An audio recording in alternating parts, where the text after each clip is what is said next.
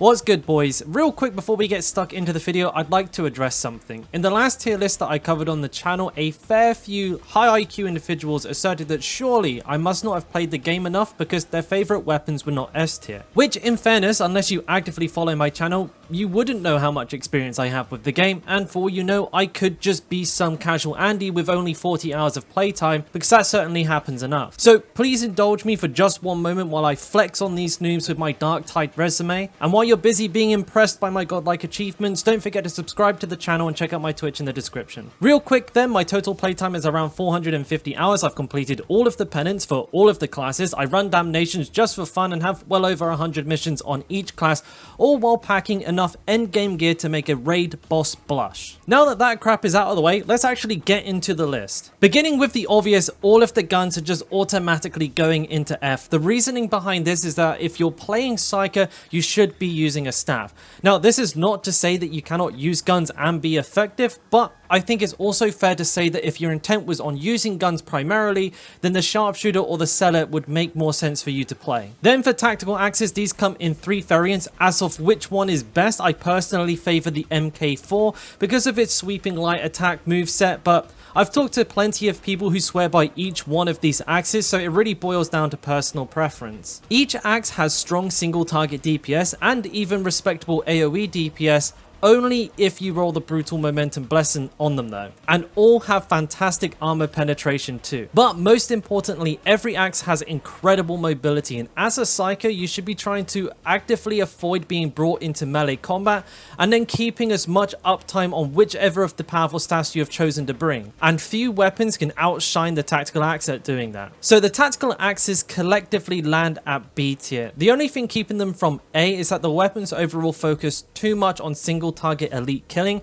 and as a Psyker you'd be better served just staying at ranged and brain popping the elites or using your staff. As for blessing recommendations, brutal momentum is king, and as for second blessings, I'd recommend Decapitator or Decimator. Next are the Catachan Devilclaw Swords. Like the tac axes, these swords come in 3 variants. Similarly, I don't believe there to be a best one, but I do have a preference for the Mark 1 myself, as it seems to be the most crowd control focused of the 3. The Catachan is one of the best horde suppressing weapons in the game. It has a super satisfying sweeping strike that just sends heads flying. The wide angles also catch and suppress enemies, keeping them off of you, which is an invaluable thing as a Psyker. The special is no joke either, as it allows you to parry strong attacks and avoid all incoming damage when done correctly. Mobility is up there with the best despite being a bigger weapon, so naturally this helps you avoid danger and reposition easily. The Catachan Swords sit easily as an A tier weapon for me. Where they do fall flat though is overall damage and dealing with armor. Anything more than a Groaner or a Poxwalker on the higher difficulties can be quite time consuming to kill with these weapons if you're forced to. And that for me is enough of a reason not to put this as an S tier weapon. For blessings, Devastating Strikes is absolutely amazing, and pairing this with Savage Sweep gives you one of the best horde melting weapons in the game. Now we're taking a look at the combat knife, and this is much the same as the tac axe in a lot of ways. It's extremely fast, highly mobile, in fact it's the most mobile weapon in the game, and single target DPS focused. Unlike the axes though, it doesn't deal so well with armor without at least heavy tac spamming, but it makes up for it with a much faster light attack combo. The dagger will right away be put alongside the tac axes in B, because despite of its god tier mobility, it falls short with its complete lack of AoE and overall just low damage output, leaving you unable to quickly fight your way through enemies when you're cornered. For blessings, I highly recommend taking Lacerate, and then literally any of the other ones would do fine. The Force Sword next, and this is an interesting weapon. First of all, you're able to actively quell while wielding, just like a staff, but at the cost of passive quelling rate being a lot slower. It also has an empowered attack that operates very similarly to the chain weapons that allows you to deal heavy single target damage. Then, the overall damage output of the weapon when using normal attacks is really nothing to write home about, but it's not too bad either. We also have a force push style block attack, which seems to have a large stagger value, sending enemies flying, but it can be a little difficult gauging the side to side range of it. Interestingly, this weapon seems to be one of the only in the game with unlimited dodges, and though each dodge is not particularly long, with how much I harp on about mobility, it's not hard to see why this is a great thing to have. Honestly, I had a really hard time placing this weapon, but ultimately I fell on tier A. And before the gremlins out there start typing angry comments, let me get into why I think it's not ranked S.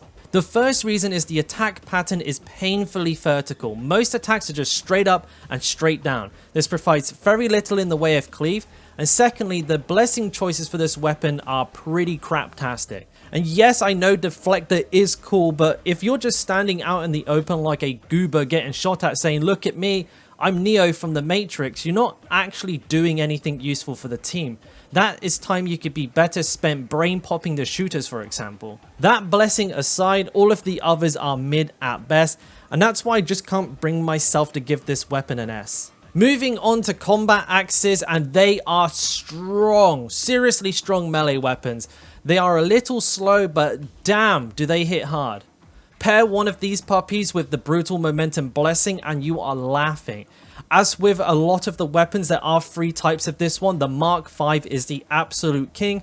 Mark 7 it's not too bad, and if you get a Mark 2, just throw it in the bin. Each axe does however boast Catachan Sword levels of mobility, a versatile attack moveset for dealing with multiple enemies and even armor. As for the placement, these axes are a little awkward, starting with the Mark II. Now this might just be me, but I really don't like the way this attack pattern is, so I'm slapping it in F. The Mark 7 is going to go in B. It's a fantastic weapon, but the attacks are just a bit too slow and clunky, leaving you open to take damage if things are getting a bit hairy.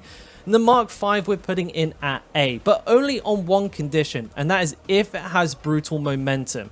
Actually, each of these axes go down at least an entire tier without that blessing is an absolute must-have. As for a secondary blessing, I highly recommend Decapitator with these ones. Dueling Swords now, and here's a surprise, there's 3 types of the same weapon again, but my personal favorite is the Mark II. Has fast sweeping light attacks and an armor piercing heavy attack. It all comes together and feels incredibly fluid. The Mark IV comes in at second for me, and overall the Mark V is my least favorite due to its slower attacks and lack of like a poking heavy attack. The Mark II is an outstanding weapon. The light attacks chew up and halt hordes from moving forward on you, and the heavy attack can whittle down elites trying to close the distance with a surprising amount of reach. Despite its low stamina, all of these weapons boast excellent blocking and sprinting efficiency, and when you pair these with a kinetic deflector perk, I've seen Psykers legit tank massive hordes and even demon hosts like they weren't nothing. As for mobility, it is on par with the very best, which is always important. To me, this weapon is the complete package. It has the attack patterns, the speed to quickly deal with enemies getting too close, coupled with the defensives and the mobility to reposition or turtle when being cornered. Other than its less than stellar elite killing capabilities, which as a Psyker really isn't an issue, the Mark II Dueling Sword is the perfect melee weapon for a staff user. That, and it looks cool obviously. The weapon easily earns its S tier rating. As for its siblings, the Mark IV and 5, I'm going to sit those in a tier below, as I feel the attack patterns knock them out of that S tier. Blessing recommendations are Rampage plus Shred, though most of the combinations are pretty strong, so don't sweat that too much. Okay, so the Chainsaw. This is actually a great weapon with a high damage comparative to its attack speed and a nice sweeping moveset with reasonable mobility and a high DPS single target chainsaw attack. Where it doesn't quite live up to the weapon I think a lot of us want it to be is firstly, like most chain weapons, it deals with enemy hit mass poorly. This in short means it won't travel through too many enemies before getting stuck. Though this can be somewhat offset with a blessing like Devastating Strike, it just doesn't feel consistent enough. As I said, the mobility is fine, but it is no means the best either.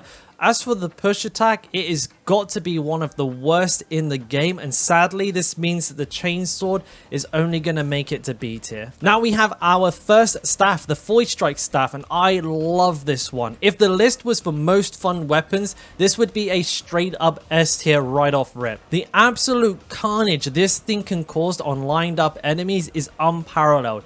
has great damage output with respectable knockback on the final collision with a wall or the floor. It makes this a well-rounded option. Where it's not so good, and this can be kind of obvious to anyone who's used it, and that is when enemies start to get close to you or spread out, the effectiveness of this staff starts to fall dramatically. You can start shooting right at the floor in front of you and try and get some use from it, but the damage output from that explosion when it hits something isn't all that high. It's a fantastic staff and definitely one of the most entertaining weapons to use. However, when it comes to reliability, especially at higher difficulties, it does come up short at times.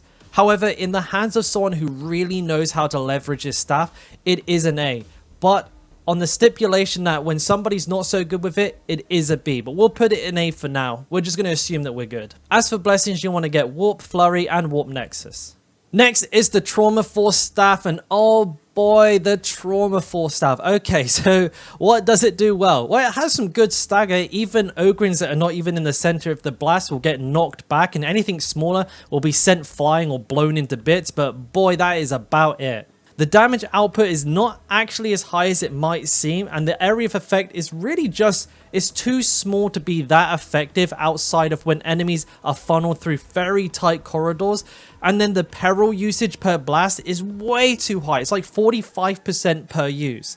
This staff isn't unusable. It can be used, but it is certainly not that good, so I am placing this in D. As for blessings, Warp Flurry works really well, and Rending Shockwave does add some interesting armor killing potential. The Surge Staff is easily one of, if not the most popular staff, and it is not hard to see why. Respectable damage output, role-playing Emperor Palpatine, and has the only stun lock in the game. From sapping muties, dogs, and bursters in place, it can easily save a pleb teammate from being sent to the nearest respawn location. And that's not to mention how helpful it is stunning gunners that are actually behind cover. In particular, being able to open up bulwarks with the sap so that they can be attacked by other people is definitely my favorite thing about it. But it's not without fault. One thing I think a lot of people overlook is its relatively low area of effect. It really doesn't sap all that many enemies at once, which makes it more or less useless against larger groups and especially hordes. But okay, you know, it can still CC specials like the Burster right, and that makes it good, and that's true, it is true, but I think it's also fair to say that most people are becoming quite proficient in dealing with specials these days. I mean, most people definitely know how to push bursters and dogs, for example, and I am seeing quite often that the staff is becoming more of a hindrance by doing stuff like knocking away elites that somebody was actually about to kill and then allowing it to reset and run back in, or worse, actually pushing it into them so that they get hit by it. And then so at a risk of getting some hate, I'm actually going to place the Surge Staff at A because I do think there is one that is a better option. As for blessings, to no surprise, it's Warp Flurry and Warp Nexus. And then bringing up the rear, we have the Purgatus Staff, and I know some of you are thinking discount seller already, but let's just take a look at it, alright? It has a shorter range than the Flamer and less initial damage, sure, but it does have some interesting Psyker flavor to it. The Purgatus Staff doesn't apply the traditional burn other like flame weapons do. It applies Soul Blaze, which can stack limitlessly, as opposed to the max of 16 stacks from other flame-based weapons, meaning in prolonged fights you can work up to some pretty respectable damage. Where this staff really shines is its ability to stagger and control massive areas during horde attacks. Some people might also be surprised to know that this thing can stagger Ogryn enemies within just a second or two, only really struggling to stagger Crushers and Ragers. This staff is the ultimate area control weapon, and though it might not quite have the on-demand damage or range of the Flamer, it does more than make up for that with a much quicker deployment and zero ammo constraints. And then when you get to those higher difficulties, it becomes even a better pick, as now the Zealot can choose to take either a bolter or a lasgun or anything else and help out with carapace armor targets or ranged units. And anyone who's done some damnation knows just how much of an absolute pain in the backside gunners can be. And though it's not the most interesting weapon in the Psyker's arsenal, it works extremely well at what it needs to do, and it allows your team to build and then focus around those other threats like gunners that the Psyker is honestly not that great at dealing with. Thanks to its utility and the freedom it brings to your team, it is more than worthy of S tier. And that's it, peeps. I hope you enjoyed the format of this tier list. If you did like the video, subscribe to the channel. Don't forget to let me know if there was anything that you'd change. I'd really love to hear it. Twitch in the description, and until next time, I'll smell you later.